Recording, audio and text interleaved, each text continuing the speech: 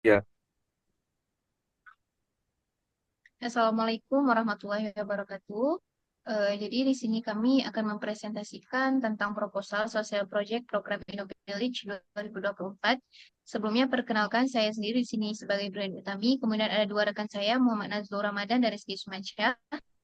Jadi di sini kami mengambil judul proyek kami yaitu HydroShare, Sistem Transaksi Penggunaan dan Konservasi Air Antar Sektor.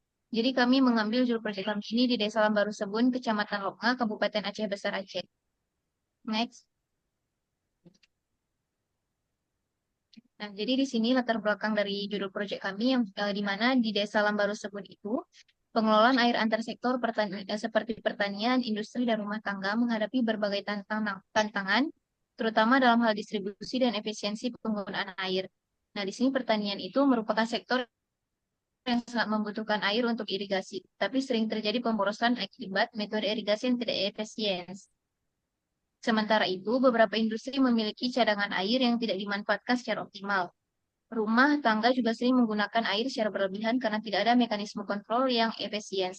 Situasi ini diperparah dengan kondisi bahwa desa ini hanya memiliki dua sumber bor dan belum terjangkau oleh jaringan PDAM, menyebabkan kelangkaan air sering terjadi, terutama selama musim kemarau. Tidak adanya sistem yang memungkinkan sektor-sektor ini berbagi atau mengelola air secara kolektif menambah kompleksitas masalah kelangkaan air. Akibatnya, ketika musim kemarau tiba, desa ini sering mengalami kekurangan air bersih yang berdampak pada kualitas hidup penduduk dan berkelanjutan produksi pertanian serta operasional industri. Nah, jadi di sini HydroShare ini hadir sebagai solusi untuk mengatasi masalah ini dengan menyediakan platform transaksi air yang memungkinkan sektor-sektor pengguna berbagai air secara lebih efisien dan melakukan konservasi bersama.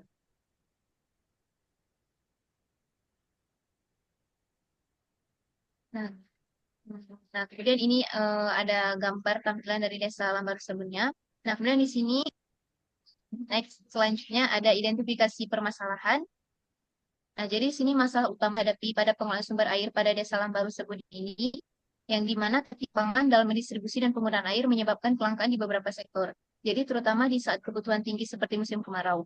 Nah, jadi data dari BPS menunjukkan bahwa sekitar 43% desa di Indonesia mengalami kesulitan dalam mengakses air bersih, khususnya selama musim kering. Nah, ini akan menunjukkan bahwa ketimpangan dalam distribusi air bukan hanya isu lokal, tetapi juga merupakan permasalahan yang luas di tingkat nasional. Nah, jadi masalah ini akan menghambat capaian 7 nomor 6, yaitu air bersih dan sanitasi layak, serta berdampak pada berkelanjutan lingkungan dan kesejahteraan masyarakat. Jadi, HydroShare ini dirancang sebagai platform yang memungkinkan transaksi air antar sektor berdasarkan kebutuhan real time. Dengan begitu, sektor-sektor yang memiliki kelebihan air dapat membagikan atau menjual air kepada sektor lain yang membutuhkan, sekaligus mendorong penggunaan air yang lebih efisien. Nah, jadi solusi dari HydroShare ini akan diharapkan dapat mengurangi ketergantungan pada sumber air terbatas dan menurunkan konsumsi air secara keseluruhan melalui peningkatan efisiensi. Nah, jadi indikator keberhasilan yang diharapkan dari implementasi HydroShare ini yang pertama itu ada penurunan konsumsi air per sektor sebesar 15%, kemudian ada peningkatan efisiensi distribusi air hingga 80%, kemudian ada partisipasi aktif 50% populasi desa dalam menggunakan HydroShare. Nah, kemudian selanjutnya ada gambaran umum sosial dari proyek HydroShare ini, yang dimana HydroShare adalah platform berbasis web dan aplikasi yang bertujuan memfasilitasi transaksi air antar sektor rumah tangga, pertanian, dan industri dengan alokasi yang diatur secara dinamis oleh penyedia layanan. Nah, jadi platform kami ini akan memungkinkan pengguna untuk membeli, menjual, atau mengalokasikan air sesuai dengan ketersediaan dan kebutuhan masing-masing dari sektor. Nah, jadi HydroShare ini terdiri dari beberapa komponen utama. Yang pertama itu ada aplikasi mobile dan web untuk pengguna air di sektor rumah tangga, pertanian, dan industri. Kemudian yang kedua ada komponen utama dashboard web untuk penyedia layanan air dalam mendistribusi air. Kemudian tiga, terdiri dari hidrogen ini berbasis data Dikbud untuk memastikan data pengguna dan transaksi dapat diakses dengan cepat dan aman. Kemudian yang keempat, ada perangkat IoT untuk pemantauan penggunaan air secara real time, memastikan setiap transaksi air tercatat dengan akurat dan transparan. Kemudian komponen utama yang kelima, di sini sistem notifikasi dan pelaporan yang terintegrasi akan memberikan informasi kepada pengguna tentang ketersediaan air kebutuhan pengguna lainnya. Kemudian untuk komponen yang terakhir, di sini water bonds dan program insentif untuk mendorong partisipasi aktif dalam transaksi air serta konservasi. Kemudian selanjutnya akan dijelaskan oleh rekan saya Muhammad Nazrul Ramadan. Baik, saya Muhammad Armadian akan melanjutkan penjelasan terkait usulan solusi dari HydroShare. Jadi HydroShare sendiri memiliki solusi berbasis teknologi digital. Jadi HydroShare ini adalah aplikasi yang berbentuk web dan aplikasi mobile yang dirancang untuk mengatasi masalah distribusi air di Desa Lambaro Subun. Aplikasi ini sendiri akan memfasilitasi transaksi air antar sektor, yaitu sektor rumah tangga, pertanian, dan juga industri. Selain itu, aplikasi ini juga memantau penggunaan air secara real time, serta memberikan insentif untuk efisiensi dari penggunaan air oleh penerima sektor tersebut. Kemudian adalah sasaran penerima manfaat. Jadi, solusi hidrosia sendiri akan melibatkan beberapa kelompok penerima manfaat. Yang pertama itu ada kelompok rumah tangga yang berkisar sekitar 280 rumah tangga. Jadi di sini kami mengambil personal Ibu Aisyah, seorang ibu rumah tangga yang mengatur kebutuhan air sehari-hari untuk keluarganya. Jadi manfaat untuk rumah tangga ini, rumah tangga akan dapat memantau konsumsi air harian mereka melalui aplikasi. Juga akan mendapatkan notifikasi penggunaan dan mendapatkan insentif saat mencapai target penghematannya. Selain itu, akses fleksibel terhadap air selama musim kemarau akan membantu mengurangi kekhawatiran terkait ketersediaan air. Dan berikut persona Ibu Aisyah. Selanjutnya, ada kelompok petani, yaitu sekitar 120 petani yang fokus pada padi dan palawija. Jadi di sini kami mengambil persona Pak Hasan, seorang petani yang mengalami keterbatasan air saat musim kemarau. Jadi manfaat hydroshare bagi petani, petani akan mendapatkan akses tambahan air saat dibutuhkan melalui mekanisme transaksi air dalam aplikasi. Aplikasi hydroshare juga memberikan informasi cuaca sehingga petani juga dapat merencanakan penggunaan air lebih baik, meningkatkan hasil panen dan mendapatkan pendapatan mereka. Berikut persona Pak Hasan, selanjutnya ada kelompok industri lokal. Jadi sekitar 8 industri kecil dan menengah. Jadi di sini kami mengambil persona pabrik tempe sejahtera yang kadang memiliki surplus air dalam operasi harian. Jadi manfaat bagi industri ini, industri yang kelebihan air dapat menjual surplusnya melalui hydroshare. Selain mengurangi pemborosan, hasil penjualan air dapat mendukung kebutuhan operasional mereka atau untuk investasi lain. Berikut persona pabrik tempe sejahtera. Yang terakhir ada penyedia air yaitu BUMDes Tirta Lambaro Subun sendiri. Jadi di sini kami mengambil persona BUMDes Tirta Lambaro Subun sebagai penyedia air dan pengelola utama sumber air di desa. Jadi manfaat bagi pengelola air ini, mereka dapat memantau distribusi dan kebutuhan air secara real time, sehingga memungkinkan pengelolaan mereka yang lebih baik. Selanjutnya terdapat uh, beri, persona dari BUMDes Tirta Lambaro Subun. Nah, selanjutnya ada jumlah masyarakat yang menerima manfaat. Jadi dari implementasi hydroshare ini, ada sekitar 1.000 orang yang di Desa Lambaro Subun diproyeksikan mendapat manfaat secara langsung. Dari 1.000 orang ini, 280 berasal dari rumah tangga, 120 dari petani, dan 8 dari industri kecil. Partisipasi aktif masyarakat akan berkontribusi dalam pencapaian target efisiensi penggunaan air, meningkatkan keterjangkauan, dan kelestarian sumber daya air. Kemudian lokasi dari social project dan geotagging. Jadi proyek ini akan berfokus di Desa Lambarosubun, Kecamatan Loknga, Kabupaten Aceh Besar, dengan cakupan wilayah hingga tingkat RT dan RW. Kenapa desa ini dipilih? Jadi desa ini dipilih karena kendala distribusi air yang signifikan, terutama pada saat kemarau, mengingat keterbatasan sumber air yang dikelola oleh BUMDes dan minimnya akses PDAM. Jadi untuk memastikan transparansi dan dokumentasi proyek, lokasi proyek ini ditandai dengan geotagging di titik koordinat 5.511154 dan juga 95.258085 sehingga memungkinkan pemangku kepentingan untuk melihat posisi dan jangkauan proyek secara langsung serta dapat menguasai dampaknya terhadap wilayah sekitar. Contohnya, jadi ada langkah-langkah implementasi. Implementasi HydroShare dilakukan dengan pendekatan HCD atau Human Centered Design yang berfokus pada kebutuhan pengguna. Tahapan implementasi dari HCD ini ada 3 fase. Yang pertama, Inspire, untuk melakukan riset, etnografi, dan wawancara untuk menggali permasalahan dan kebutuhan dari pengguna. Selanjutnya ada yang kedua, metode Ideate. Fase Ideate, yang bertujuan untuk mengadakan desain sprint untuk menciptakan pro-rupa hydroshare. Fase yang ketiga adalah fase Iterate, untuk mengembangkan dan menerapkan sistem hydroshare dalam 2 iterasi untuk mencapai versi yang siap digunakan. Adapun timeline pelaksanaannya, yang pertama itu tahapannya Inspire dengan durasi selama 1 bulan. Kegiatan yang dilakukan dalam tahap ini adalah riset etnografi dan wawancara, serta pengumpulan data dan pemetaan. Diharapkan hasil dari kegiatan Inspire tahap Inspire ini mendapatkan insight pengguna dan ide awal solusi. Kemudian di tahapan fase kedua adalah ideate yang berlangsung selama 2 bulan dengan kegiatan mendesain di period untuk perwarupa dan juga pengembangan desain antarmuka. Diharapkan menghasilkan perwarupa aplikasi mobile dan web serta dashboard penyedia layanan. Dan fase terakhir adalah fase iterate selama 3 bulan. Yang kegiatan dilakukan adalah pengembangan sistem HydroShare serta uji coba dan iterasi sistem. Hasil yang diharapkan adalah munculnya aplikasi dan sistem HydroShare yang siap pakai serta mendapatkan feedback pengguna untuk perbaikan. Jadi pertama itu tahap Inspire dimulai dengan riset etnografi dan wawancara yang bertujuan untuk memahami masalah dan kebutuhan pengguna di desa Ambarosubun. Setelah memahami masalah, di tahap ideate selama 2 bulan, tim akan mengadakan desain sprint untuk menghasilkan perupa hydroshare.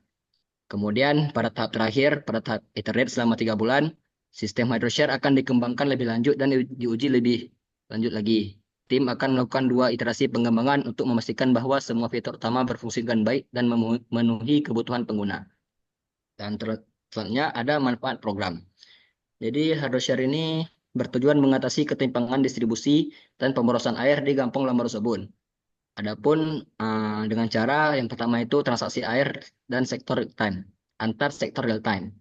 Jadi ini memungkinkan setiap sektor rumah tangga, pertanian dan industri untuk membeli dan menjual air sesuai kebutuhan sektor masing-masing, sehingga mengurangi pemborosan dan meningkatkan distribusi yang adil, terutama pada saat musim kemarau. Yang kedua adalah konservasi dan efisiensi penggunaan air. Jadi aplikasi HydroShare ini memiliki fitur pemantauan real time dan insentif water bonds, sehingga mendorong efisiensi dan perilaku hemat air bagi semua pengguna. Kemudian adalah dengan cara kontrol dan insentif bagi pengguna. Jadi pengguna dapat memantau konsumsi air mereka, menerima insentif untuk penghematan yang dilakukan, dan secara langsung berpartisipasi dalam pengelolaan air yang lebih bijak. Jadi dalam penerapan uh, cara-cara tadi, kami akan melakukan pendampingan teknis, yaitu dukungan penuh untuk instalasi dan penggunaan HydroShare. Yang kedua, kami akan melakukan pelatihan champion sektor. Jadi pada tiap-tiap sektor itu, kami melatih perwakilan sebagai agen perubahan untuk membantu implementasi dan menyebarkan pengetahuan konservasi air. Selanjutnya, kami akan melakukan kolaborasi antar sektor, yaitu memfasilitasi kerjasama antar sektor untuk transaksi dan konservasi air. Selanjutnya, kami akan melakukan edukasi konservasi dan teknologi IoT. Jadi kami akan memberikan pelatihan tentang konservasi air dan pemanfaatan IoT, sehingga dapat membantu pengguna dalam pengelolaan air yang lebih efisien. Selanjutnya akan dijelaskan oleh rekan saya Rizky Sumansyah. Baik, saya Rizky Semansyah akan melanjutkan presentasi dari rekan saya. Jadi di sini terdapat roadmap dari proyek kami, yaitu proyek HydroShare, di mana kami ini mengembangkan proyek HydroShare sebagai contoh sistem pengelolaan air yang cerdas dan bisa dimanfaatkan di desa. Tetapi visi kami lebih dari sekedar penggunaan terbatas ke depannya. Jadi kami berencana untuk memperluas fungsi HydroShare. Jadi ada beberapa tahapan dalam roadmap pengembangan proyek kami, yaitu pengembangan proyek HydroShare.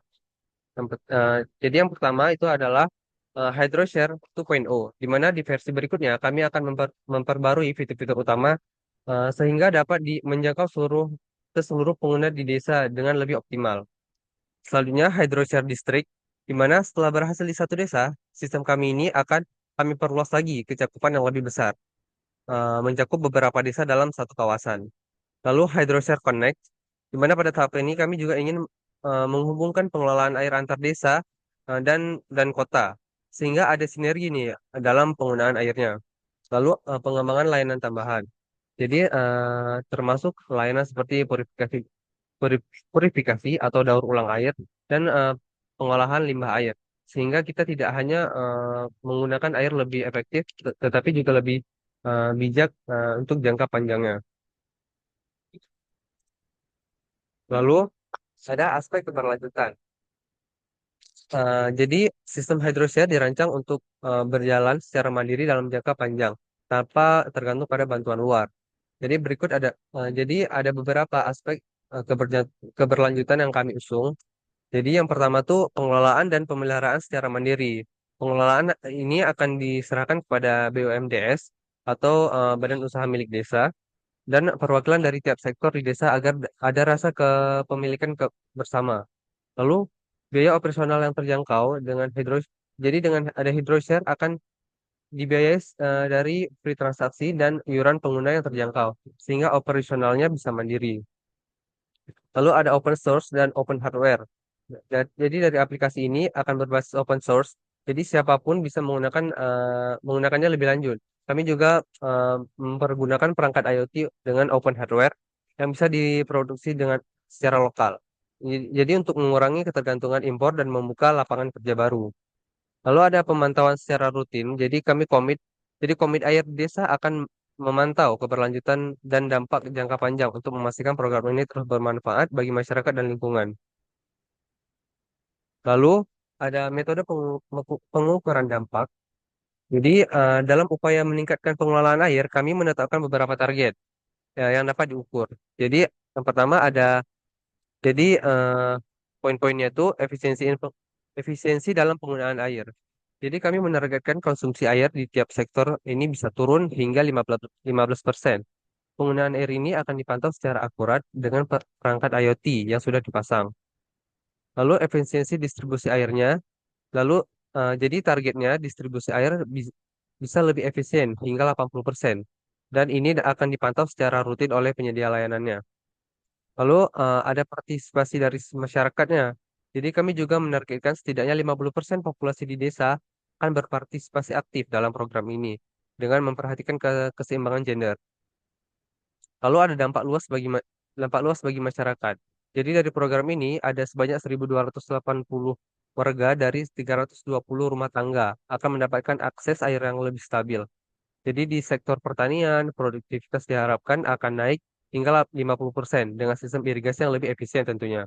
Lalu industri pun akan menghemat hingga 30% biaya konsumsi air. Selain itu, kami juga ingin mengurangi pengambilan air tanah sebesar 20% untuk pelestarian lingkungan.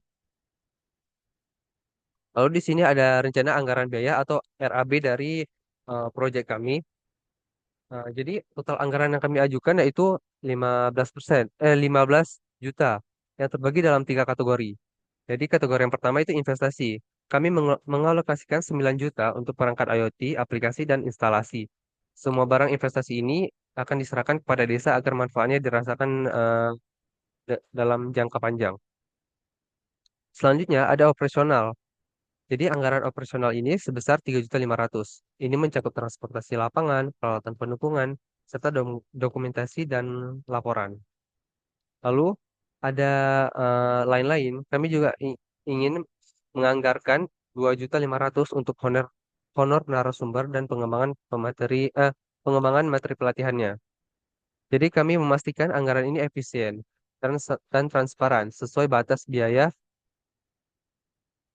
yang ditetapkan dengan tujuan akhir agar seluruh biaya yang dikeluarkan langsung berkontribusi pada manfaat nyata bagi masyarakat.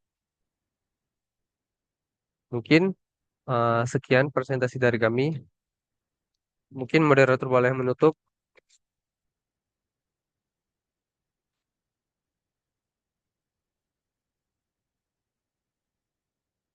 Oke, mungkin sekian dari presentasi kami pada kesempatan kali ini.